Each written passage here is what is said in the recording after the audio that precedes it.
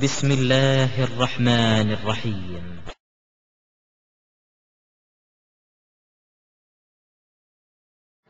إن الحمد لله نحمده ونصلي على رسول الكريم. அன்பு மிகுந்த சகோதரர்களே, மறுமைக்காக வேண்டி நம்முடைய செயல்பாடுகள் அமைய வேண்டும். உலகத்தில் வாழக்கூடிய எந்த மூமினாயிருந்தாலும் கலிமா சொல்லக்கூடிய அத்தனை பேர்களுமே மறுமையில நான் வெற்றி பெற வேண்டும் இந்த குறிக்கோளை மறுக்கக்கூடியவர்கள் யாரும் இருக்க இயலாது. அத்தனை பேர்களுமே இதை ஏற்றுக்கொள்ளத்தான் செய்கிறார்கள். ஆனால் இந்த வார்த்தையை வாயளவுல நாம சொல்லுவோமே, என்னுடைய வாழ்க்கை, என்னுடைய பழக்க வழக்கங்கள், என்னுடைய செயல்பாடுகள், என்னுடைய செயல் திட்டங்கள், என்னுடைய எண்ணங்கள் அனைத்துமே மறுமைக்காக வேண்டித்தான் நான் வைத்திருக்கிறேன் என்று நாம சொல்கிறோமே, இது வாயளவில் தான் இருக்கிறதா அல்லது உண்மையிலேயே செயல்பாட்டிலேயும் நாம் அதை கடைபிடிக்கிறோமா என்பதை நமக்கு நாமே கொஞ்சம் சிந்தனை செய்து பார்க்க கடமைப்பட்டு இருக்கிறோம். ஏனென்றால் சில நேரங்களில் நம்முடைய நோக்கத்திற்கும் நாம எந்த நோக்கத்தை மையமாக வைத்து செயல்படுகிறோமோ இந்த நோக்கத்திற்கும் நம்முடைய செயல்பாட்டுக்கும் மலைக்கும் மடுவுக்கும் உள்ள வேறுபாடு, வித்தியாசத்தை பார்க்கலாம். தொழணும் அது மறுமைக்கு வெற்றி என்று நாம பேசுவோம். ஆனா சில நேரங்களில் தொழுகையை விட்டுருவோம். ஜக்காத்து கொடுக்கணும், நன்மையான காரியத்தை செய்யணும் என்று நாம பேசுவோம். சில நேரங்களில் அந்த நன்மையான காரியங்கள் நம்மை விட்டு காணாமல் போய்விடுகிறது. தாவா பணியில முழுமையாக ஈடுபடணும், அது மறுமையில நமக்கு மகத்தான ஒரு வெற்றியை தரும் என்று நாம பேசுவோம். சில நேரங்களில் தாவா பணிக்கு வா வா என்று கூப்பிட்டா கூட ஏதோ ஒரு கடன்காரனை போய் பார்க்க வர்ற மாதிரி வந்துட்டு போகக்கூடிய நிலையை நம்ம பார்க்கிறோம். அப்ப இதெல்லாம் என்ன? மறுமையை குறிக்கோளாக வைத்து நடக்கக்கூடிய நாம் அது உண்மையிலேயே நாம நினைத்து இருக்கிறோம் என்றால், அப்படித்தான் வாழ வேண்டும் என்று நாம மனசுல வைத்திருப்போம் என்றால், இது போன்ற சோம்பரித்தனமான இபாதத்துகள்ல அல்லது தாவா பணிகள்ல இறைவனுக்கு செய்யக்கூடிய காரியங்கள்ல ஒரு பொடுபோக்குத்தனம் இருக்கக்கூடாது. நபி அவருடைய காலகட்டத்தில் நபி தோழர்கள் இது போன்ற ஒரு நோக்கத்தில் தான் அவர்கள் வாழ்ந்தார்கள். மறுமையை குறிக்கோளாக கொண்டுதான் அவர்கள் வாழ்ந்தார்கள். மறுமைதான் அவருடைய லட்சியமாக இருந்தது. அவர்களுடைய மறுமை லட்சியத்திற்கும் நாம எதை மறுமை லட்சியமாக வைத்திருக்கிறோமோ இதற்கும் என்ன வேறுபாடு என்பதை வரலாற்று ரீதியாக சில செய்திகளை பார்த்தால் நாம் இன்னும் தெளிவாக விளங்கிக் கொள்ளலாம். அல்லாஹ் தன்னுடைய திருமறை குர்ஆனிலே சொல்லி காட்டுகிறார், வல் ஆகிரத்து ஹைரு வஅப்கா, மறுமை என்பதுதான் சிறந்தது, நிரந்தரமானது. இது எந்த முஸ்லிமுக்கும் மாற்று கருத்துலாம் கிடையாது. எல்லாரும் அதைத்தான் நம்புறோம். மறுமை என்பது சிறந்தது. அது உலகத்து மாதிரி உள்ளதா? உலகத்துல கொஞ்ச நாளைக்கு வாழுவோம், அப்புறம் மண்டையை போட்டுருவோம், கொஞ்சம் சம்பாதிப்போம், அது எவனா ஒருத்தன் திருடிட்டு போயிருவான், கொள்ளையடிச்சிட்டு போயிடுறான், அல்ல நம்ம கையில இருந்து அது செலவாக ஆய்வு விடுகிறது. இது போன்ற பல நிலைகளை பார்க்கிறோம். மறுமை அப்படியா? இங்க படுகின்ற கஷ்டத்தை போன்று மறுமையில கிடைக்குமா? இங்க சில சில இன்பங்கள் இருந்தாலும் இத மாதிரியே மறுமையில உள்ள இன்பங்கள் அதற்கு ஈடு இணையாக எதுவுமே கிடையாது. நபிகள் நாயகம் ஸல்லல்லாஹு அலைஹி வஸல்லம் அவங்க சொல்றாங்களே, மாலா ஐனுன் ராத் வலா உதுனுன் சமிஅத், அந்த சொர்க்கம் என்னவென்றால் உங்களுடைய கண்ணு பார்த்திருக்காது, உங்களுடைய உள்ளங்கள் சிந்திச்சிருக்காது, நீங்க கற்பனை கூட செய்து பார்க்க முடியாது. அவ்வளவு அற்புதமான ஒரு சொர்க்கத்தை இறைவன் மூமின்களுக்காக, தௌஹீத்வாதிகளுக்காக, ஏகத்துவவாதிகளுக்காக வேண்டி தயார்படுத்தி வைத்திருக்கிறான் என்று நபிகள் நாயகம் ஸல்லல்லாஹு அலைஹி வஸல்லம் அவங்க சொல்றாங்களே. அப்ப அந்த சொர்க்கத்தை அடைய வேண்டும் என்றால், மறுமையில இவ்வளவு உயர்வான அந்த அந்தஸ்தை பெற வேண்டும் என்றால், நபி தோழர்கள் நபியுடைய காலகட்டத்தில் எப்படி வாழ்ந்தாங்க இத ரசூலுல்லாஹ் சொல்றாங்க. இந்த ஆயத்தை படித்து காட்டுகிறார்கள். அல்ல இந்த மறுமையுடைய அந்த சொர்க்கம் சம்பந்தமான விஷயங்களை நபிகள் நாயகம் ஸல்லல்லாஹு அலைஹி வஸல்லம் அவர்கள் சொல்லி காட்டுகின்ற பொழுது, அந்த நபி தோழர்கள் மறுமையை குறிக்கோளாக வைத்த அந்த நபி தோழருடைய செயல்பாடுகள் எப்படி எல்லாம் இருந்தது நீங்க பாருங்களேன். மாயிஸ் இப்னு மாலிக் என்ற ஒரு நபி தோழர், அந்த மாயிஸ் இப்னு மாலிக் எங்கக்கூடிய இந்த நபி தோழர் ஒரு பெரிய தவறை செஞ்சிட்டார். நபி இடத்திலே வருகிறார், வந்து சொல்லுகிறார், அல்லாஹ்வின் தூதரே தஹிர்னி, என்ன நீங்க சுத்தப்படுத்திருங்க, நான் அநியாயம் பண்ணிட்டேன், பாவம் பண்ணிட்டேன், என்ன நீங்க சுத்தம் பண்ணிருங்க அப்படிங்கிறார். ரசூலுல்லாஹ் சொல்றாங்க, போப்பா எப்போ நீ அல்லாஹ் இடத்துல போய் பாவம் மன்னிப்பு தேடிட்டு உன் வேலையை பார் அப்படிங்கிறார். ரசூலுல்லாஹ் இப்படி சொன்ன உடனே அந்த நபி தோழரு அப்படியே திரும்பி போறாரு. திரும்பி போயிட்டு கொஞ்ச தூரம் போன உடனே திரும்பி வராரு. ரசூலுல்லாஹ்ட்ட வந்து, அல்லாஹ்வின் தூதரே தஹிர்னி, என்ன நீங்க சுத்தப்படுத்திருங்க, என்ன எனக்கு ஏதாவது பாவ மன்னிப்புக்கு வழிகோல் ஏதாவது உண்டுன்னா அதை நீங்க சொல்லுங்க, என்ற கருத்துல மீண்டும் அவர் சொல்கிறார். ரசூலுல்லாஹ் திரும்பவும் சொல்றாங்க, போப்பா போ, அல்லாஹ்விடத்துல போய் பாவ மன்னிப்பு தேடிட்டு போ அப்படிங்கிறாரு. இருந்தாலும் அவருடைய மனசு அப்படியே உறுத்துது. நம்மள மாதிரி ஆள் இல்லையே, நபி தோழர்கள் இல்லையா, அல்லாஹ்வுக்கும் அல்லாஹ்வுடைய தூதருக்காக வேண்டி உயிரை கொடு என்றால் கொஞ்சம் கூட யோசிக்காமல் தன்னுடைய உயிரை அப்படியே தியாகம் செய்யக்கூடிய பரம்பரையில் வந்தவர்கள் இல்லையா. அப்ப உடனே அவங்க அவர் செய்த தப்பு அவருக்கு தெரியுது, அல்லாஹ்வுடைய தூதருக்கு தெரியல. இருந்தாலும் அவருடைய மனசு உறுத்துது. இதுக்கு போய் நாம அல்லாஹ்விடத்துல போய் அஸ்தக்ஃபிருல்லாஹ் அஸ்தக்ஃபிருல்லாஹ்னு சொன்னா சரி வருமா? இருந்தாலும் சரி வராது. மீண்டும் ரசூலுல்லாஹ்ட்ட கேட்போமே. அப்ப ரசூலுல்லாஹ்ட்ட திரும்பவும் வராரு. திரும்பவும் போய் அல்லாஹ்வின் தூதரை என்ன சுத்தப்படுத்துங்க. அதுக்கு பின்னால 3 தடவை முடிஞ்சு 4வது தடவை ரசூலுல்லாஹ்ட்ட வந்து அவர் கேட்கும் போது, ஜனைத்த, என்னப்பா திரும்ப திரும்ப நீ வாரிய, என்ன விபச்சாரமா பண்ணிட்ட, அவ்வளவு பெரிய தப்பா பண்ணிட்ட அப்படின்னு.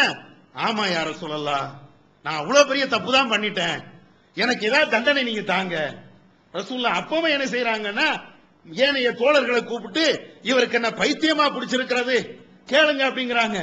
சஹாபாக்கள் சொல்றாங்க, இல்ல அவருக்கு பைத்தியம்னா கிடையாது, அல்ல தண்ணி அடிச்சிட்டு வந்திருக்கிறாரா, சாராயம் குடிச்சிட்டு வந்திருக்கிறாரா, இல்ல சஹாபாக்கள் அவருடைய வாயை ஊதி பார்க்க சொல்லிட்டு, இல்ல அவர் தண்ணி அடிக்கல சாராயம் தான் குடிக்கல, நல்ல நிலையில இருக்கிறார் அப்படின்னு சொன்ன உடனே நபிகள் நாயகம் ஸல்லல்லாஹு அலைஹி வஸல்லம் அவர்கள் இன்னொரு ரிவாயத்தில் எப்படி வருதுன்னா, ரசூலுல்லாஹ்வுடைய கையை பிடிச்சுக்கிட்டு, அல்லாஹ்வின் தூதரே கல்லால எரிஞ்சு என்ன கொலை பண்ணிருங்க, சொல்ல முடியுமா? நாம இத கற்பனையில பண்ண முடியுமா? எத்தனை பேர் இந்த தவறை செய்யக்கூடியவன் அவன் செஞ்சிட்டு, எப்பா நீ விபச்சாரம் பண்ணிட்ட, நீ தப்பு பண்ணிட்ட, நீ திருந்திக்க அப்படின்னு சொன்னா அவன் என்னமோ பெரிய யோக்கிய மாதிரியும், இதே தப்பு என்று சுட்டி காட்டக்கூடிய நாம படு கழுசட மாதிரி நம்மள பாக்குறாங்க. உலகத்துல இத மாதிரி தவறுகள் இன்னைக்கும் நடக்குது. இந்த தப்ப நீ செய்யாத, தண்ணி அடிக்கிறீங்களப்பா நீ தண்ணி அடிக்காத, வட்டி வாங்குறீல நீ வட்டி வாங்காத, நீ வரதட்சணை வாங்குறீல வாங்காத என்று இது போன்ற தவறுகளை நாம சுட்டி காட்டினா அவன் இந்த உலகத்திலேயே இந்த மக்களிலேயே ஒரு பெரிய மேல்தட்டு மக்கள் மாதிரியும், இதை சொல்லக்கூடிய நாமெல்லாம் இந்த உலகத்துல அடித்தட்டு மக்கள் மாதிரியும், ரொம்ப கேவலப்பட்ட மக்கள் மாதிரியும், ஒரு புழுவ பூச்சியை பாக்குற மாதிரி அப்படியே பார்ப்பாங்க. போடா வேற வேலையை பாரு. மாயிஸ் அப்படி இல்லை. அவர் சொல்றாரு, அல்லாஹ்வின் தூதரே எனக்கு நீங்க கல்லால் அடிச்சு எனக்கு கொலை பண்ணிருங்க, அவ்வளவு பெரிய தப்பு பண்ண. அல்லாஹ்வுடைய தூதரை உத்தரவிடுகிறார்கள், அவர் கல்லால் அடிச்சு கொலை பண்றாங்க. கொலை நடந்து அவர்கள் தண்டனை கொடுக்கப்பட்டதற்கு பின்னால் 3 நாட்கள் சஹாபாக்களுக்கு மத்தியில இவரை பற்றியே பேச்சு நடக்குது, மாயிஸ பற்றியே பேச்சு நடக்கிறது. சஹாபாக்கள் 2 குரூப்பாக பிரிஞ்சு 2 பேரும் இந்த மாயிஸ பற்றி மாறி மாறி தர்க்கம் செய்கிறார்கள். ஒரு குரூப் என்ன பேசுறாங்க தெரியுமா? இந்த மாயிஸ் என்னப்பா பெரிய தப்பு பண்ணிட்டாரு, இவரெல்லாம் சொர்க்கத்துக்கு போவாரா, பெரிய அநியாயம் பண்ணிட்டாரு, சாகுற நேரத்திலையும் பயங்கரமான தப்பு பண்ணிட்டாரு அப்படிங்கிற மாதிரி சில பேர் பேசுறாங்க. சில நபித்தோழர்கள் சொல்றாங்க, அவர் எவ்வளவு பெரிய தப்பு பண்ணட்டுமே, எவ்வளவு பெரிய அயோக்கியத்தனம் பண்ணட்டுமே, ஆனா ரசூலுல்லாஹ்ட்ட வந்து அவர் கேட்டாரா இல்லையா, நான் பாவ மன்னிப்பு தேட வருகிறேன் என்றெல்லாம் கேட்டார, தன்னுடைய அதாவது தனக்கு இந்த தண்டனையை தாங்க என்றெல்லாம் ரசூலுல்லாஹ்ட்ட கேட்டார. அப்ப இவரை வந்து திருந்தி விட்டதுனாலதான், சரியான வழிக்கு வந்ததுனாலதான், தௌபா செஞ்சதுனாலதானே அவருக்கு வந்து அல்லாஹ்வுடைய தூதர் இப்படி எல்லாம் நடந்திருக்கலாம் அப்படின்னு சொல்லி இவருக்கு ஆதரவாகவும் எதிராகவும் சஹாபாக்கள் மாறி மாறி பேசுறாங்க. அந்த நேரத்தில் அல்லாஹ்வுடைய தூதர் சஹாபாக்கள் இருந்த அந்த சபைக்கு வருகின்ற பொழுது, என்னப்பா என்ன பேசுறீங்க, மாயிஸ பத்தியா பேசுறீங்க, அவர் செய்த தௌபா இந்த சமுதாயத்திற்கே பங்கு வைத்தாலும் அதையும் தாண்டி சென்று விடும், அவ்வளவு அற்புதமான ஒரு தௌபா செய்திருக்கிறார். சாதாரண விஷயமா? ரசூலுல்லாஹ் சொன்ன மாத்திரத்திலே ஆரம்பத்திலே அவர் போய் அஸ்தக்ஃபிருல்லாஹ் அஸ்தக்ஃபிருல்லாஹ் செஞ்சுட்டு போயிருக்கலாம். தான் செய்த குற்றத்துக்கு இறைவனிடத்தில் மன்றாடி அழுது பிரார்த்தனை செய்தால் ரப்புல் ஆலமீன் மன்னிக்காமல் இருப்பானா? அவன் எல்லாத்தையும் மன்னிப்பானே, அவன் அர்ஹமுர் ராஹிமீன் இல்லையா, இரக்கம் உள்ளவனுக்கெல்லாம் மகா மேலான இரக்கம் உள்ளவன் இல்லையா? ஆனால் இவர் அதை எடுத்திருக்கலாம். அல்லாஹ்வுடைய தூதர் சொல்லிட்டாங்க, அல்லாஹ் மன்னிக்கிறதுக்கு போதுமானவன், எவ்வளவு தப்பா இருந்தாலும் அல்லாஹ் மன்னிப்பான், இந்த கொலை அளவுக்கு நம்ம போக தேவையில்லை, அதுவும் கல்லால் அடிச்சு கொலை செய்யக்கூடிய அளவிற்கு நம்முடைய நிலை தேவையில்லை என்று அப்படியே அவர் ஒதுங்கி போயிருக்கலாம் இல்லையே. ரசூலுல்லாஹ்ட்ட வந்து இத கேட்கிறாரே, அதனாலதான் அல்லாஹ்வுடைய தூதர் சொல்றாங்க, இந்த சமுதாயம் முழுவதுக்கும் பங்கு வச்சாலும் அவருடைய தௌபா மிச்சம் இருக்கும். அவ்வளவு பெரிய தௌபா அவர் செஞ்சிருக்கிறார். மாயிஸ பத்தி நீங்க வேற மாதிரி பேசுறீங்களா? அப்படி கிடையாது, அவரை மாதிரி ஒரு சிறந்தவர் இந்த உலகத்துல யாரும் இருக்க முடியாது என்ற கருத்துல அல்லாஹ்வுடைய தூதர் சொல்றாங்க. அதே மாதிரி இந்த சம்பவம் முடிஞ்சு 2 நாள் 3 நாள் கழிகிறது. இன்னொரு பெண்மணி வராங்க, காமிதியா என்ற அந்த கோத்திரத்தை சார்ந்த அந்த பெண்ணு வராங்க. அல்லாஹ்வுடைய தூதர் இடத்துல கேட்கிறாங்க, அல்லாஹ்வின் தூதரே எனக்கு நீங்க தண்டனை தந்துருங்க. ரசூலுல்லாஹ் அப்படியே ஒரு மாதிரியா பார்த்துட்டே இருக்கிறாங்க. உடனே இந்த பொம்பளையா முன்னுக்கு வந்து சொல்றாங்க, மாயிஸ நீங்க திரும்ப அனுப்புனீங்களே அத மாதிரி என்ன நீங்க திரும்ப அனுப்ப முடியாது. மாயிஸ் வந்தாரு, என்ன நான் பாவம் பண்ணிட்டேன்னு சொன்னாரு, போப்பா தௌபா பண்ணிக்க அப்படின்னு அவர்கிட்ட நீங்க சொன்னீங்களே அத மாதிரி என்ன நீங்க திரும்ப அனுப்பலாம் நீங்க நினைக்காதீங்க. ஏன் தெரியுமா, நான் ஹுபுலா கற்பத்தோடி வந்திருக்கிறேன். நான் நிறமா, அதாவது கற்பையும் வயிற்றுல குழந்தை வளர்கிறது, சாட்சியோடி வந்திருக்கிறேன். அதனால என்ன நீங்க திரும்ப அனுப்பிடாதீங்க. எப்படி இருக்கும், கண் முன்னால ஒரு தண்டனை பார்க்கிறாங்க, மாயிஸுக்கு கிடைச்ச அந்த தண்டனையை நேருக்கு நேராக பார்க்கிறாங்க. அன்றைக்கு இருந்த அரபுலகத்தில் உள்ள அத்தனை மக்களுக்கும் அந்த செய்தி தெரிகிறது. தன்னுடைய முன்னால, தன்னுடைய கண்ணு முன்னால இது போன்ற ஒரு தவறை செய்தால் கல்லால் அடித்துதான் கொலை செய்வார்கள், அந்த வேதனையை அடைந்தே தீர வேண்டும் என்ற நிலை இருந்தும் அந்த பொம்பளை நேருக்கு நேராக பார்த்ததற்கு பின்னாலே எனக்கும் அது மாதிரி தண்டனை தாங்க, என்ன மாம்பழமா ஆப்பிள் பழமா அவனுக்கு கொடுத்த மாதிரி எனக்கு தாங்க என்று கேட்கறதுக்கு உலகத்தில் உள்ள வேற ஏதாவது இன்பமான ஒரு செய்தியா? ஆனா துன்பம் என்றால் தூர உலகக்கூடிய இந்த உலகம், ஒருத்தனுக்கு ஒரு பிரச்சனை ஏற்படும் என்றால் அத மாதிரி பிரச்சனை எனக்கு வரக்கூடாது என்று ஒவ்வொருத்தனும் கங்கணம் கட்டி வாழக்கூடிய ஒரு உலகம். இந்த உலகத்துல இவ்வளவு பெரிய தண்டனை கிடைக்கும் தெரிஞ்சதுக்கு பின்னால, கண்ணு முன்னால பார்த்ததற்கு பின்னால எனக்கும் அந்த தண்டனை வேணும் அப்படின்னு சொல்றாங்கன்னா மறுமையை எந்த அளவுக்கு நேசிச்சிருப்பாங்க, மறுமையை எந்த அளவுக்கு அவர்கள் முன்மாதிரியாக கொண்டிருப்பாங்க. நம்மள மாதிரி வாயளவுல சொல்றது இல்ல, எனக்கு குறிக்கோள் மறுமை அப்படின்னு சும்மா பேச்சளவுல சொல்றது இல்ல. நான் உலகத்துல நான் செய்த தப்பை நான் மறைக்கலாம், இந்த உலகத்துக்கு தெரியாம போகலாம், இந்த உலகத்துடைய தண்டனையிலிருந்து நான் தப்பிக்கலாம். என்னுடைய குறிக்கோள் அது இல்ல, ரப்புல் ஆலமீன் அவன் வைத்திருக்கக்கூடிய அந்த சொர்க்கம், அதுல நான் போகணும், அதுதான் எனக்கு குறிக்கோள். நீங்க வெட்டுங்க, கொலை பண்ணுங்க, கல்லால் அடிச்சு சித்திரவதை பண்ணுங்க, அது எனக்கு பிரச்சனை இல்ல, அல்லாஹ்வுடைய சொர்க்கம் அதுதான் எனக்கு குறிக்கோள் என்ற நிலையில வந்ததுனால தானே அந்த பெண் இப்படி சொல்லியிருக்க முடியும். அல்லாஹ்வுடைய தூதர் அப்பவும் சொல்றாங்க, நீ போயிருமா, வயிற்றுல குழந்தை இருக்குது, பிள்ளைய பெற்றெடுத்துட்டு வா அப்படிங்கிறாங்க. அந்த பொம்பளை போறாங்க, பிள்ளைய பெற்றெடுத்துட்டு வராங்க. எங்கேயாவது ஓட நினைத்திருந்தால், ரசூலுல்லாஹ்வுடைய கண்ணுல படாமல் இருக்க வேண்டும் என்று நினைத்திருந்தால், அல்லாஹ்வுடைய தூதருடைய பேச்சை நம்பி அவங்க போயிருக்கலாம், திரும்ப வராம இருந்திருக்கலாம். ரசூலுல்லாஹ் கேட்க முடியாது. இன்றைக்கு மாதிரி ஜெயில் கிடையாது, ஜெயில அடைச்சு போட்டாலேயே ஜெயில உடைச்சுக்கிட்டு வெளியே ஓடுறான். அன்னைக்கு ஜெயில் இல்ல, ஒரு வார்த்தை தான் ரசூலுல்லாஹ் சொன்ன ஒரே ஒரு வார்த்தை.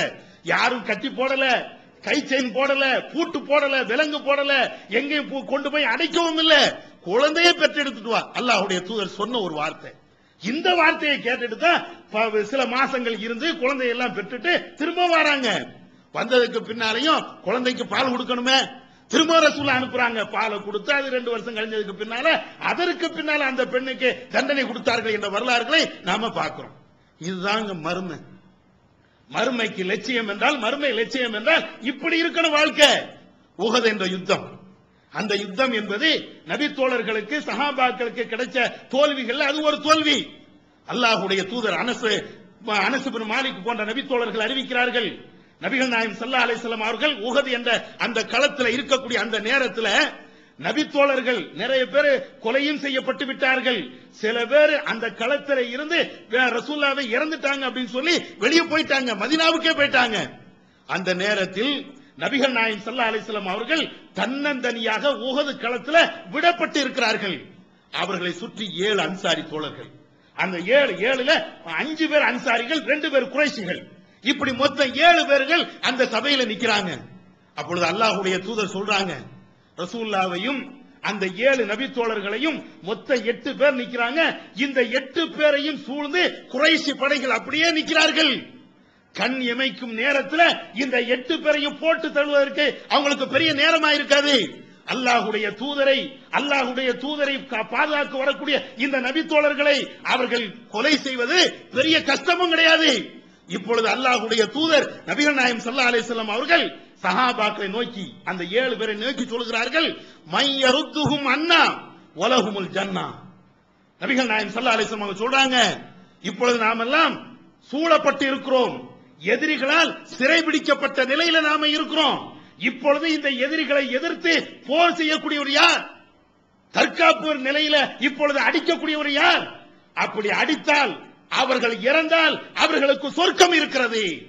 இன்னொரு வார்த்தையில, இன்னொரு ஹதீஸ்ல எப்படி வருகிறது என்றால், இந்த இடத்தில் எனக்காக வேண்டி போரிடுகிறார் என்றால், என்னை காப்பதற்காக வேண்டி போரிடுகிறார் என்றால், வஹுவ ரஃபீகி ஃபில் ஜன்னah, சொர்க்கத்தில் அவர் என்னோடு இருப்பார். நபிகள் நாயகம் ஸல்லல்லாஹு அலைஹி வஸல்லம் சொல்றாங்க, சொர்க்கத்தில் அவர் என்னோடு இருப்பார். உடனே ஒரு சஹாபி முன்னுக்கு வருகிறார். அவர் ரசூலுல்லாஹ்வை பாதுகாக்கிறதுக்காக வேண்டி அம்புகளை எய்கிறார். அவர் சாகிறாரு. அடுத்த நபி தோழர் வருகிறார், ரசூலுல்லாஹ்வை பாதுகாக்கிறதுக்காக வேண்டி அம்புகளை எய்கிறார். அப்படியே 7 பேரும் அப்படியே மடிகிறார்கள். வரலாறுகள்ல பார்க்கிறோம். சகோதரர்களே, தாய்மார்களே, கொஞ்சம் யோசனை செய்து பாருங்க. இஸ்லாத்தை குர்ஆன் மற்றும் ஹதீஸ் வாயிலாக அறிந்திட அழகிய இணையதளமான onlinepj.com என்ற இணையதளத்திலிருந்து எடுக்கப்பட்ட இஸ்லாம், அரசியல் மற்றும் சமூக கேள்விகளுக்கான பதில்களின் ஒரு தொகுப்பு. கொள்கை விளக்கம், தொழுகை, நோன்பு, ஜக்காத், ஹஜ், அரசியல் மற்றும் பொதுவான பதில்கள் உள்ளிட்ட சுமார் 300 கேள்விகளுக்கான பதில்கள் அடங்கிய இந்த புத்தகத்தின் விலை ரூபாய் 150 மட்டுமே. தமிழ்நாடு தௌஹீத் ஜமாத்தின் புதிய வெளியீடு, மாதம் ஒரு பிரசுரம், கட்டுரைகளின் தொகுப்பு, விலை ரூபாய் 120 மட்டும். கிடைக்கும் இடம் TNTJ வீடியோ விஷன், எண் 30, அரண்மனைக்காரன் தெரு, மண்ணடி, சென்னை 1. செல் 9500168989. கண்ணு முன்னால ஒருத்தன் சாவுறான் அப்படின்னா நானும் சாவ போறேன் சொல்லுவோமா? அட, போராட்டம் நடக்குது, ஒரு பிரச்சனை வெடிச்சிடுச்சு, போலீஸ் லத்தி சார்ஜ் பண்றான் அப்படின்னு சொன்னா இந்த தெருவா நான் அடுத்த தெருவோடி போயிடுறேன். அது எதுக்கு எனக்கு வம்பு அப்படி நம்ம நினைப்போம். இதுதான் மனுஷனுடைய யதார்த்த நிலை. கண்ணு முன்னால ஒவ்வொரு நபி தோழரா தன்னுடைய உயிரை கொடுத்துக்கிட்டே இருக்கிறாங்க. அப்படியே அவர்கள் ஒவ்வொரு ஆளா இறந்து போய்கிட்டே இருக்கிறாங்க. அல்லாஹ்வுடைய தூதருக்காக வேண்டி உயிரை கொடுக்கக்கூடிய அவ்வளவையும் அவர்கள் பார்க்கிறார்கள். பார்த்ததற்கு பின்னாலையும் என் உயிர் போகட்டுமே, என்னுடைய ரூஹு போகட்டுமே, ரசூலுல்லாஹ்வை பாதுகாத்ததுக்காக வேண்டி அல்லாஹ்வுடைய தூதரை நானும் பாதுகாத்தேன் என்ற லிஸ்ட்ல ஏன் ரூஹும் போகட்டுமே. எத்தனை பேர் இறந்தாங்க. நபிகள் நாயகம் ஸல்லல்லாஹு அலைஹி வஸல்லம் அவர்கள் சொல்ல சொல்ல சொல்ல சொல்ல ஒவ்வொரு நபி தோழரா அப்படியே தங்களுடைய உயிர்களை கொடுக்கறாங்களே. சில நபி தோழருடைய வரலாறு நீங்க பாத்தீங்கன்னா, அல்லாஹ்வுடைய தூதர் நபிகள் நாயகம் ஸல்லல்லாஹு அலைஹி வஸல்லம் அவர்களை பாதுகாக்கிறதுக்காக வேண்டி உஹது என்ற அந்த போர்ல அது சம்பந்தமா வரக்கூடிய செய்திகளை எப்படி இருக்கு தெரியுமா? சில நபி தோழர்கள் சொல்றாங்க, அல்லாஹ்வின் தூதரே, உங்களை குறிவைத்து எதிரிகள் அம்புகளை எய்தே இருக்கிறாங்க, நீங்க எனக்கு முதுகு பின்னால் நீங்க நின்னுங்க, என்னுடைய நெஞ்சை உங்களுக்கு கேடயமாக நான் வைக்கிறேன். சில நபி தோழர்கள் ரசூலுல்லாஹ்வை தன்னுடைய முதுகு பின்னால வச்சுக்கிட்டு தன்னுடைய நெஞ்ச, தன்னுடைய உடம்ப எதிரிகள் வரக்கூடிய அம்புக்கு கேடயமாக வைத்தார்கள். அல்லாஹ்வுடைய தூதர் அந்த இடத்துல காப்பாற்றப்பட்டார்கள். இறைவனுடைய நாட்டம், அது தனி விஷயம். ஆனா இப்படி எல்லாம் உயிரை கொடுக்க முடியுமா? இப்படி எல்லாம் வாழ முடியுமா? சாவு என்று நிச்சயமாக தெரிஞ்சதற்கு பின்னாலையும் என் உயிரை நீ எடுத்துக்க என்று சொல்ல முடியுமா? மறுமையை நேசித்தால் சொல்ல முடியும். மறுமை தான் எனக்கு குறிக்கோள் என்றால் யாரும் சொல்ல முடியும், நம்மளும் சொல்ல முடியும். இறைவனுக்காக, அல்லாஹ்வுக்காக வேண்டி எனக்கு மறுமதாப்பா முக்கியம், எனக்கு சொர்க்கம் தான் எனக்கு முக்கியம். உலகத்துடைய இந்த இன்பம், இந்த ஆசைகள், இந்த பாசங்கள் இதெல்லாம் இரண்டாவது என்று நாம நினைச்சாலும் இதே உறுதியை வல்ல அல்லாஹ் நமக்கும் தருவான். ஆனா அந்த லட்சியம் வேணும். இன்னும் சொல்ல போனா, நபிகள் நாயகம் ஸல்லல்லாஹு அலைஹி வஸல்லம் அவங்களுடைய காலகட்டத்தில் ஒரு படை ஜும்மா நடக்கின்ற பொழுது ஒரு கூட்டத்தினர் வருகிறார்கள். பரதேசியாக இருக்கிறாங்க, காசு பணம் வசதி எதுவுமே இல்லை. நபிகள் நாயகம் ஸல்லல்லாஹு அலைஹி வஸல்லம் அவர்கள் முன்னிலையில வந்து நிற்கின்ற பொழுது நபிகள் நாயகம் ஸல்லல்லாஹு அலைஹி வஸல்லம் அவர்கள் சஹாபாக்கள்கிட்ட எதை சொன்னாலும் சில ஆயத்துக்களை சொல்லி, மறுமையை சொல்லி நீங்க தர்மம் பண்ணுங்க அப்படிதான் ரசூலுல்லாஹ் பொதுவா சொல்லுவாங்க. அதே மாதிரி இங்கேயும் சொல்றாங்க. 3 வசனங்களை படிக்கிறாங்க. அல்லாஹ்வை நீங்கள் பயந்து கொள்ளுங்கள் என்று வரக்கூடிய அந்த 3 வசனத்தை படிச்சுட்டு நீங்க தர்மம்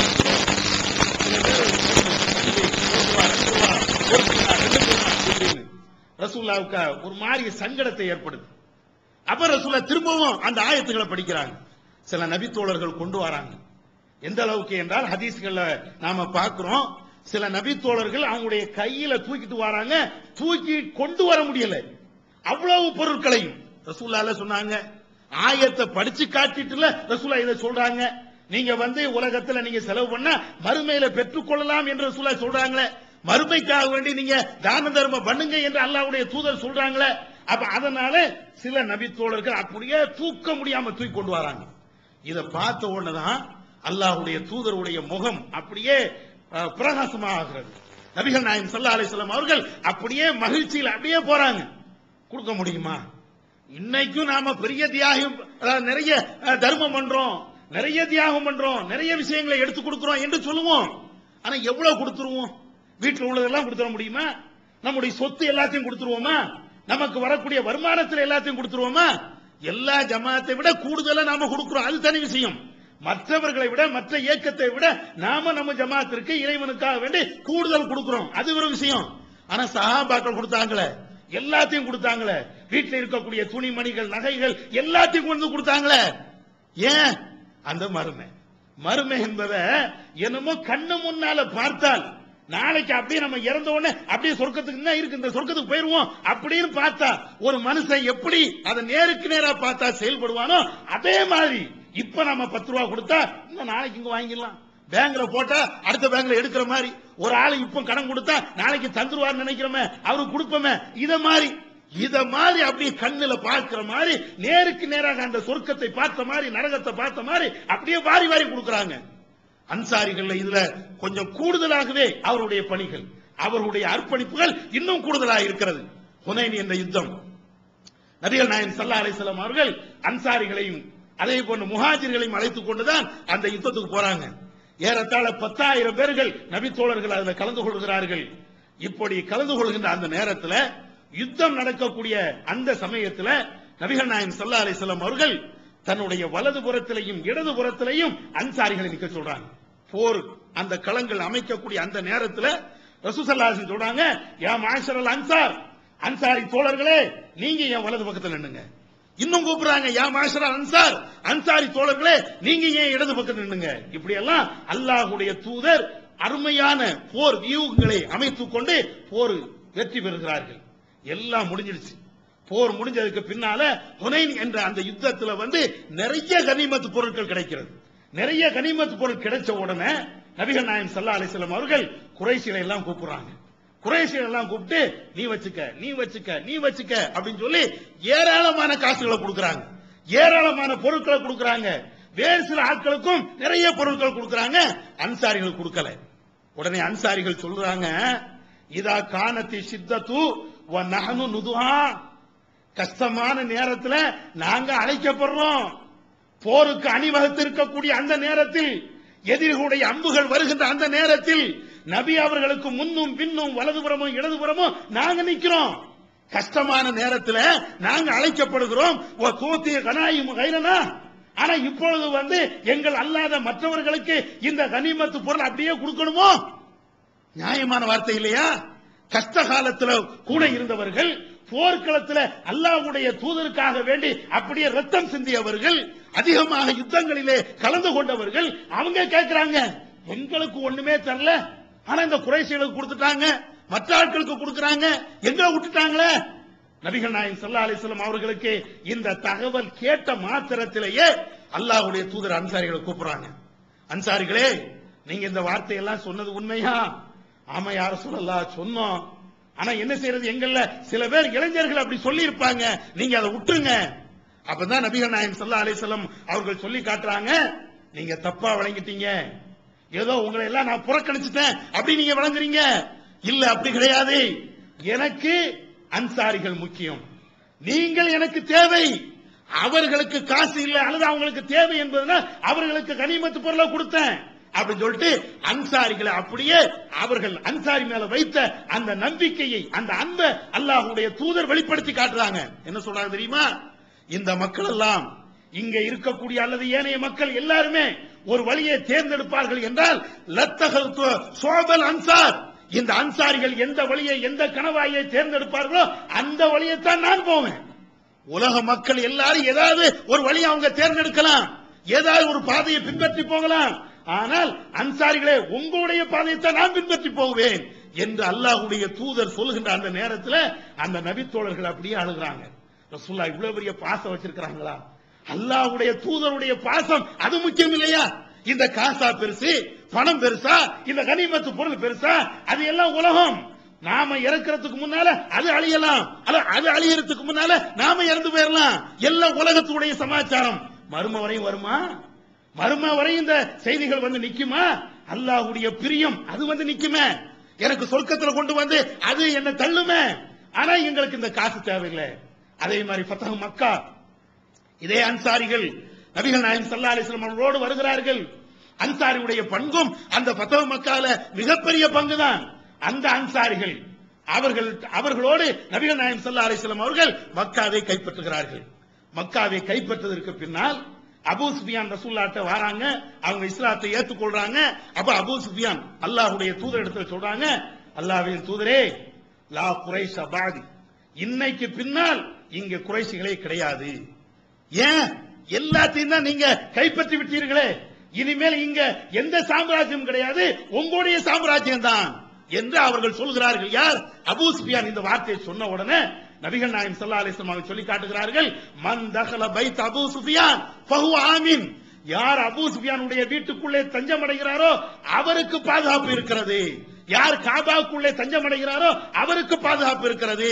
யார் தன்னுடைய வீட்டை அடைத்துக் கொண்டு வீட்டுக்குள்ளே தஞ்சம் அடைகிறாரோ அவருக்கு பாதுகாப்பு உண்டு என்று அல்லாஹ்வுடைய தூதர் இப்படி டிக்ளேர் பண்றாங்க.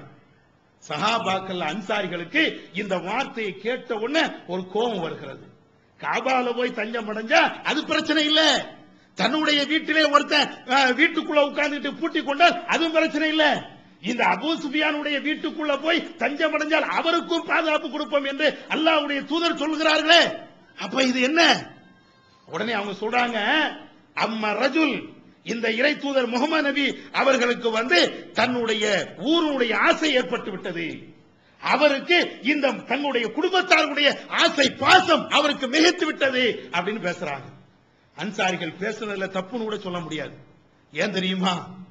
உஹது யுத்தத்துல பெரிய பெரிய சஹாபாக்கள் கொலை செய்யப்படுவதற்கும் நபி தோழர்களுக்கு தோல்வி ஏற்படுவதற்கும் இந்த அபூ சுஃபியான் ஒரு காரணம். அன்னைக்கு அவர் இஸ்லாத்துக்கு வரல. அவர் அந்த உஹது யுத்தத்துல எதிரி அணியில படை தளபதியாக இருக்கிறார். அவருடைய வியூகத்தின் காரணத்தினால்தான் சஹாபாக்களுக்கு மிகப்பெரிய தோல்வி ஏற்பட்டது என்பதை வரலாறு நாம தெரியலாம். அப்ப எத்தனையோ சஹாபாக்கள் இறப்பதற்கும் கொன்று குவிக்கப்படுவதற்கும் இந்த அபூ சுஃபியான் ஒரு காரணம் இல்லையா? அந்த அபூ சுஃபியான் இன்னைக்கு இஸ்லாத்துக்கு வந்துட்டாரு. வந்த உடனே அல்லாஹ்வுடைய தூதர் போய் அபூ சுஃபியானுக்கு இவ்வளவு பெரிய மரியாதை, இவ்வளவு பெரிய முக்கியத்துவத்தை கொடுத்து அவருடைய வீட்டுக்கு போனாலும் அவருக்கு பாதுகாப்பு உண்டு என்று சொன்னால் இது என்ன? இதனுடைய நியாயத்தை அவர்களால் புரிந்து கொள்ள முடியவில்லை. அல்லாஹ்வுடைய தூதர் சொன்ன இந்த விஷயத்தை அவர்களால் புரிந்து கொள்ள முடியவில்லை. ஆனாலும் நபிகள் நாயகம் ஸல்லல்லாஹு அலைஹி வஸல்லம் அவர்கள் ஏன் இப்படி செய்தார்கள் என்பதற்கு வேறொரு ஹதீஸ்ல அதுக்கு விளக்கம் இருக்குது. அபூ சுஃபியான் ஏற்கனவே ரசூலுல்லாஹ்ட்ட சொல்றார், நான் இஸ்லாத்துக்கு வாரேன், நீங்க மக்காவை கைப்பற்றி விடுவீர்கள். மக்காவுக்கு உள்ள ரசூலுல்லாஹ் வருவதற்கு முன்னாலேயே அபூ சுஃபியான் இந்த வார்த்தையை ரசூலுல்லாஹ்ட்ட சொல்லிடுறாங்க, நான் இஸ்லாத்துக்கு வாரேன், ஆனா என்ன கேவலமா நடத்திடக்கூடாது. இந்த நாட்டினுடைய மன்னர்கள்ல ஒரு மன்னரா நான் இருந்தேன், பெரிய தளபதியாக நான் இருக்கிறேன். அதனால நீங்க இஸ்லாமிய படை இந்த மக்காவை கைப்பற்றியதற்கு பின்னால என்ன கீழ்த்தரமா நடத்தினா, என்ன மோசமா நீ நடத்தினா, அப்ப அது எப்படி இருக்கும்? எனக்கு ஒரு கண்ணியத்தை தாங்க, நான் இஸ்லாத்துக்கு வாரங்கிறாங்க. அதே மாதிரி அல்லாஹ்வுடைய தூதர் கண்ணியத்தை கொடுக்கறாங்க. இன்னும் சொல்ல போனால் ஒருவர் இஸ்லாத்துக்கு வருவதற்கு முன்னால் எந்த பாவத்தை செய்திருந்தாலும் என்ன, இஸ்லாத்துக்கு வந்தால் அவருக்கு உரிய மரியாதையை அவருக்குரிய கண்ணியத்தை கொடுக்கத்தானே வேணும். இது அந்த நேரத்தில் அன்சாரிகள் புரியறதுக்கு தவறி விட்டார்கள். உடனே அல்லாஹ்வுடைய தூதர் அன்சாரிகளை கூப்பிடுறாங்க, அன்சாரிகளே என்ன இப்படி எல்லாம் பேசிருக்கீங்களே, இதெல்லாம் உண்மையா? ஆமா. அப்ப ரசூலுல்லாஹ்வுடைய உணர்வுகளை புரிந்து கொண்டு விட்டு ரசூலுல்லாஹ்வே சொல்றாங்க, ஏன் இப்படி பேசுறீங்க? அவங்க சொல்றாங்க, இல்ல யா ரசூலல்லாஹ், எங்களை விட்டு நீங்க பிரிஞ்சிருவீங்களோ, இந்த மக்கா கிடைச்ச உடனே மதீனாவுல இருந்து மக்காவுக்கு நீங்க வந்துருவீங்களோ, அந்த ஆதங்கத்துல எங்கள சில இளைஞர்கள் அப்படி பேசிருக்கலாம். அப்பதான் அல்லாஹ்வுடைய தூதர் சொல்றாங்க, மஹ்யாவுக்கும் மமாத்துக்கும், என்னுடைய வாழ்வும் என்னுடைய சாவும் அது அன்சாரிகளாகிய உங்களோடு தான் இருக்கும். அல்லாஹ்வுடைய தூதர் சொன்ன அந்த வார்த்தையை கேட்ட மாத்திரத்திலேயே அந்த அன்சாரிகள் அப்படியே அழுகிறார்கள். ஏன்? இவங்க சொன்ன வார்த்தையில கூட தப்பு கிடையாது. ரசூலுல்லாஹ் நம்மளை விட்டு போயிருவாங்களே, மறுமை நம்மளுக்கு கிடைக்காம பேருமே, ரசூலுல்லாஹோட இத்தனை வருஷம் நம்ம வாழ்ந்துட்டோமே, அல்லாஹ்வுடைய தூதர் நம்மளை விட்டு பிரிந்து விட்டார்கள் என்றால் நம்முடைய நிலை என்ன அப்படின்னு அவங்க வேற கண்ணோட்டத்தில் சிந்திச்சாங்க. இந்த காசு பணம் இத மாதிரி உலக ஆசைகள் எதிலையுமே அவர்கள் கட்டுப்படல. கடைசி வரையிலையும் ரசூலுல்லாஹ் இறந்ததற்கு பின்னால் கலீஃபா கூடிய ஆட்சி வருது. அந்த கலீஃபா கூடிய ஆட்சியில கூட அன்சாரிகள் ஒரு ஆளு கூட அந்த பதவிக்கு வரல. கலீஃபாக்கள்ல அபூபக்கர் அவங்க முஹாஜிர், அதுக்கு அடுத்து உமர் அவங்க முஹாஜிர், அதுக்கு பின்னால் உஸ்மான் அவங்களும் முஹாஜிர், குறைசி எல்லாம் மக்காவை சார்ந்தவங்க, அதுக்கு பின்னால் அலி எல்லாருமே மக்காவை சார்ந்தவர்கள். ஆனா இந்த அன்சாரிகள் ஒரு ஆள் கூட அதற்கு பின்னால் கலீஃபா வரல. ஏன்?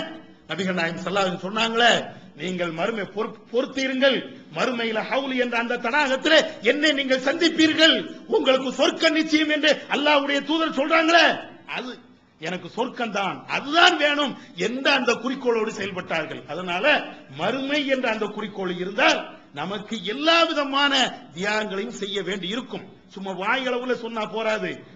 மறுமையை நம்புறேன் அப்படின்னு இந்த பூச்சாண்டி காட்டுறது மாதிரி சொல்லக்கூடாது. உண்மையிலேயே மறுமையை நம்புகிறேன் என்றால் வரதட்சணை கல்யாணத்துக்கு போகாம இருக்கும்.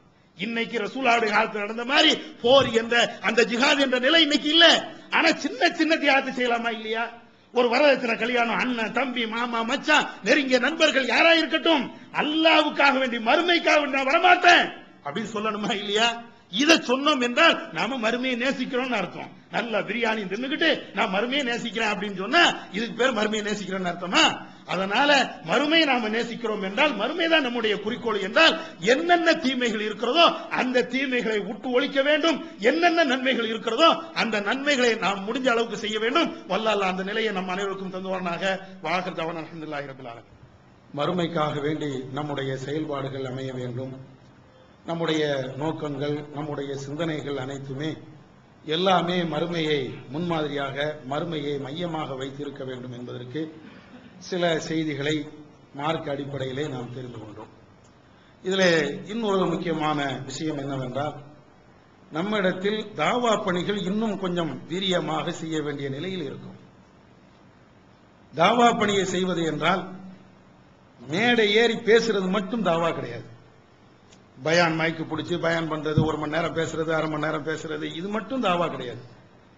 ஒரு தாவா நிகழ்ச்சி நடக்கிறது என்றால் அது குறித்த நேரத்தில் அதே மாதிரி அந்த நிகழ்ச்சிகளில் பங்கு வருகின்ற நிலை நம்மளுக்கு வரணும். மற்ற சமுதாயத்தை எல்லாம் நம்ம பார்க்கிறோம், எப்ப பார்த்தாலும் பைபிளை வச்சுட்டு இருப்பான், அது பொய், அது ஆபாசம் என்று நாம நிரூபிக்கிறோம். இந்த திருக்குர்ஆன் தான் சத்திய வழி, உண்மையான வேதம் என்று நாம நம்புறோம். அடிக்கடி அதை படிக்கக்கூடிய நிலை, நாம எங்க போனாலும் முடிஞ்சா அதை கையில கொண்டு போகக்கூடிய நிலை, ஒரு ஆள்கிட்ட இந்த ஆயத்தை பற்றி கேள்வி கேட்கக்கூடிய நிலை அல்லது அதுக்கு விளக்கம் சொல்லக்கூடிய நிலை, இது போன்ற எண்ணற்ற தாவா பணிகளை செய்கின்ற நிலையை நாம உருவாக்கணும். குறிப்பாக நம்முடைய வீடுகள்ல இந்த குர்ஆனை படிக்கக்கூடிய பழக்கங்கள், தாலிம் சொல்லுவோமே, ஒரு ஆள் படிச்சு இன்னொரு ஆள் கேட்கறது, அல்லது நண்பர்கள் வட்டாரத்துல நீ படியப்பா நான் கேட்கிறேன் அப்படிங்கிறது, ஒரு தொழுகைக்கு பின்னால அல்லது கடையில இருக்கும் போது ஒரு 10 நிமிஷம் அதுக்குன்னு ஒதுக்கி இப்படி மாறி மாறி நாம் செய்வோம் என்றால் நம்முடைய மார்க்க அறிவும் வளரும், நம்முடைய ஈமானும் கூடும். அல்லாஹ் திருக்குர்ஆன்ல சொல்லி காட்டுகிறானே, திருமறை குர்ஆனை நீங்கள் ஓதி காட்டினால் ஃபஸாதத்துஹும் ஈமானா, அவருடைய ஈமான் அதிகரிக்கும் என்று அல்லாஹ் சொல்றான். அதனால இந்த குர்ஆனுடைய தொடர்புகளை கூடுதலா வைக்கணும். நல்ல செய்திகள் எங்கே சொல்லப்படுகிறதோ அதை கேட்பதற்கு கூடுதலா ஆர்வம் எடுக்கணும். அவர் தானே பயன் பண்றாரு, அது பிறகு வைக்கலாம், இவர் தானே பயன் பண்றாரு, அது நாளைக்கு வைக்கலாம், இவருடைய பேச்சை எத்தனை நாளைக்கு கேட்டே இருக்கா அப்படி நம்ம பார்த்தோம் என்றால் நம்ம தாவாவில் சுருங்கி போறோம்னு அர்த்தம். குர்ஆனை பேசுறாங்கல்ல, சில பேர் நல்ல அழகா பேசுவாங்க, சில பேர் கொஞ்சம் திக்கி திக்கி சுமாரா பேசுவாங்க, சில பேர் ஏதோ சொல்றது விளங்காத அளவு கூட இருக்கும். ஆனால் பேசுறது குர்ஆனை பேசுறாங்க, ஹதீஸ பேசுறாங்க, நம்ம கேட்கறது குர்ஆனை கேட்கிறோம், ஹதீஸ கேட்கிறோம். இந்த நிலையை நாம உருவாக்கணும். நல்ல பேசக்கூடிய ஆளு அது கரெக்ட் தான், கேட்க கூடாதுன்னு சொல்லல. அதே மாதிரி சுமாரா அல்லது ஒரு மாதிரியா பேசுறாங்கனாலும் அவங்களும் என்ன பேசுறாங்க, ஆயத்தை தானே சொல்றாங்க, அப்ப நம்ம அதை கேட்போம். ஆயத்தை சொல்றாங்க, அதுக்கு நம்ம முக்கியத்துவம் கொடுக்கணும். தனி மனுஷ வழிபாடுக்கு நம்ம முக்கியத்துவம் கொடுத்துடக் கூடாது என்பதை புரிந்து கொள்ளணும். தாவா பணிகள்ல முக்கியமாக நாம பங்காற்ற வேண்டும். வல்லல்லாஹ் நாம கேட்டதன் அடிப்படையில் செயல்பட அவன் அருள் செய்வானாக. வாஹர்தவனாக. தமிழ்நாடு தௌஹீத் ஜமாஅத்தின் அரும் பணிகள், இஸ்லாம் கூறும் அனைத்து பணிகளையும் குர்ஆன் மற்றும் நபி வழியின் அடிப்படையில் செயல்படுத்தும் முதன்மையான அமைப்பு தமிழ்நாடு தௌஹீத் ஜமாஅத். பிற மத மக்களுக்கு இஸ்லாத்தை எடுத்துரைக்க அழைப்பு பணி. இஸ்லாத்தை ஏற்றுக்கொண்டவர்களுக்காக அனைத்து உதவிகளுடன் முற்றிலும் இலவசமாக ஆண்களுக்கும் பெண்களுக்கும் என தனித்தனி பயிற்சி மையங்கள். முஸ்லிம் சமுதாயத்தில் காணப்படும் பலவித தீமைகள் மற்றும் மூட நம்பிக்கைகளை களைவதற்கு பொதுக்கூட்டங்கள், மாநாடுகள் போன்ற பல்வேறு நிகழ்ச்சிகள், வரதட்சணை ஒழிப்பு பற்றிய விழிப்புணர்வு கூட்டங்கள் மற்றும் வாங்கிய வரதட்சணையை திருப்பிக் கொடுக்கும் நிகழ்ச்சிகள், உயிர்காக்கும் இரத்த தானங்கள், இலவச மருத்துவ முகாம்கள் மற்றும் ஆம்புலன்ஸ் சேவைகள், ஏழை எளிய மாணவ மாணவிகளுக்கு இலவச நோட்டு புத்தகங்கள், இலவச சீருடைகள், நோன்பு பெருநாளை மகிழ்ச்சியுடன் கொண்டாட ஃபித்ரா விநியோகம் மற்றும் ஹஜ் பெருநாளின் போது கூட்டு குர்பானி திட்டம், இன்னும் ஏராளமான பணிகளை செய்து வரும் தமிழ்நாடு தௌஹீத் ஜமாத் எந்த வெளிநாட்டு அரசிடமிருந்தோ அல்லது எந்த வெளிநாட்டு நிறுவனங்களிடமிருந்தோ உதவிகளை பெறுவதில்லை என்பதை கொள்கையாக கொண்டுள்ளது. எனவே மறுமையில் மகத்தான கூலியை பெற்றுத்தரும் இந்த அரிய பணிக்கு உங்களது ஜகாத் மற்றும் நன்கொடைகளை வாரி வழங்குவீர். உங்களது நன்கொடைகளை டிடியாகவோ செக்காகவோ மணி ஆர்டராகவோ அனுப்பலாம். டிடி அனுப்புபவர்கள் தமிழ்நாடு தௌஹீத் ஜமாத் வங்கி கணக்கு எண் 7882748227 இந்தியன் வங்கி மண்ணடி கிளை என்ற பெயரில் எடுத்து அனுப்ப வேண்டிய முகவரி தமிழ்நாடு தௌஹீத் ஜமாத் மாநில தலைமையகம் 30 அரண்மனைக்காரன் தெரு, மண்ணடி, சென்னை 1. போன் 04425215226. Allah